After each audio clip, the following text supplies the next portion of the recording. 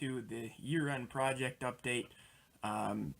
Just the same as last year, December was just such a busy month for me that I did not get a project update out in the month of December for you guys. But we're back here in early January getting you a year-end project update. Same plan as we did last year. We'll talk a little bit about some of the projects going on right now, some future plans, and just all around what's going on.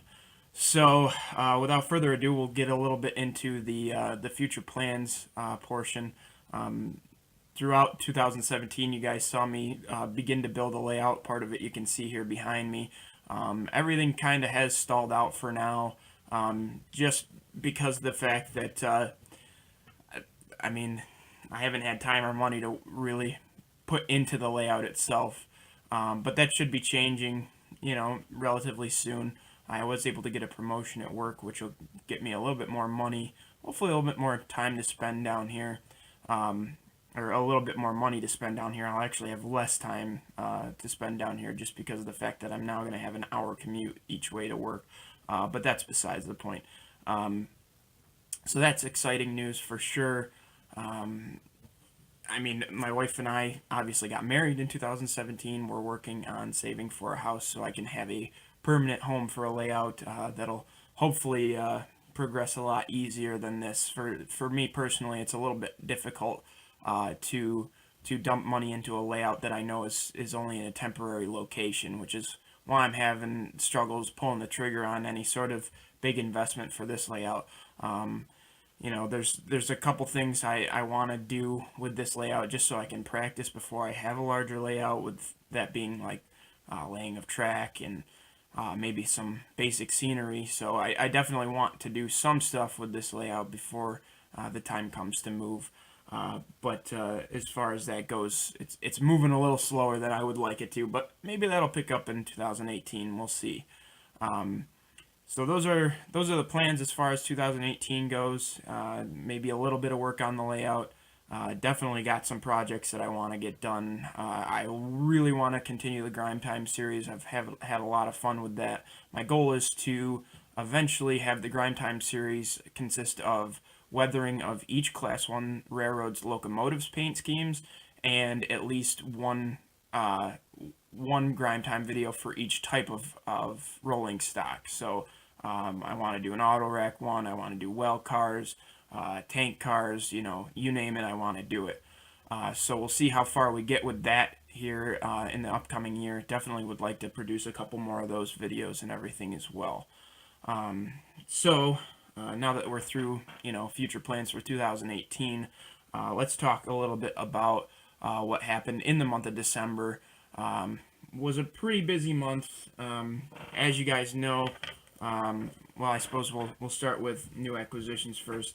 One of my friends, Josh, was nice enough that as a wedding present, much to my wife's dismay, because it didn't have anything to do with her, he gave me a freight car as a wedding present. This is an Atlas Trainman Rock Island covered hopper. This thing, at some point in 2018, is going to be getting a lot grimier, getting a patch, and should be looking pretty nice and grimy by the end of the year for sure. This is one particular car, one particular road name that I've been looking for a very long time, just to get weathered up and everything. I've always liked the paint scheme, and the fact that it's still running around just with a patch and some weathering is exciting to me. So we'll get that done at some point in the next coming months, and we'll get a video to you guys when that does happen. Other than that, I was able to pick up a couple other things. I went to one show during the month of December. That was at the RIT show. We were lucky enough, being that I know somebody that's in the club at RIT. We were lucky enough to be able to run at RIT after the show. You guys have already seen that video, but I was able to get a couple things at that show, starting with another rack. This is a Walthers auto rack. It's a CN rack. It did come with plastic couplers. I've now changed them out for scale head KDs. and this is looking like a really good candidate for that grind time for the Autorex. Although I will admit I definitely want to get a little bit more practice in before I make a video on the Autorex, because I actually haven't weathered an Autorex myself yet. So we'll definitely get some practice in before we mess around with doing one on video, because I'd probably just make a big fool of myself. And then the last thing I purchased in the month of December, still at that same show, was a set of these Walthers 53-foot drawbar well car sets. This is in the TTX scheme. I'm super excited to have those. They are the all die-cast chassis. They're really nice. They roll real smooth. The only thing with those is I just ordered metal wheels for those, so that they should be coming in the next week, so that I can get those up and running. And then I still need to get containers, because I literally only have one 53-foot container, just because the other well cars that I have are 48 foots, and I use them on my rack stack and mixed freight train. 36T is the train, the prototype that runs through the Southern Tier line, that carries all three of those commodities, but it's mostly 40-foot containers that it sees. So that's what I have for that train.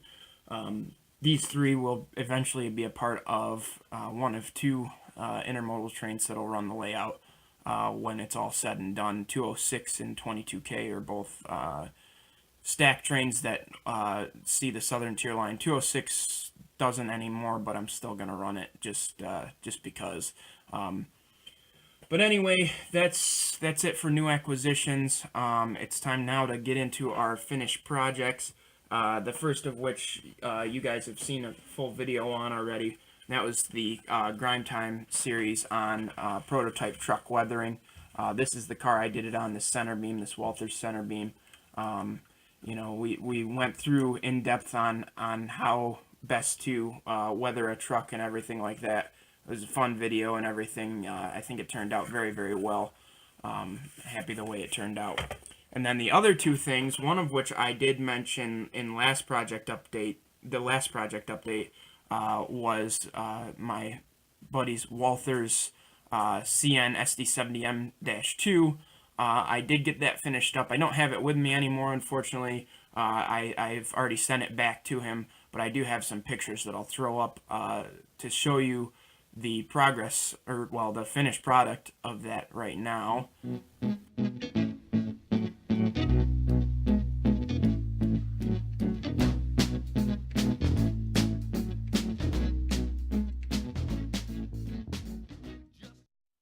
And as you can see, it did turn out very, very well. Super excited with the results. It reminded me how big of a pain putting in grab irons really is. For those of you who aren't familiar with the Walthers SD70M-2s and Aces, they come with a very large lack of detail. They don't have grab irons. They don't have any pilot detail other than the plow. So what I did for my friend, I put in all the basic grab irons on the nose and on the rear end. I didn't do some of the more complicated grab irons that I would have had to like custom bend up around the number boards or anything like that.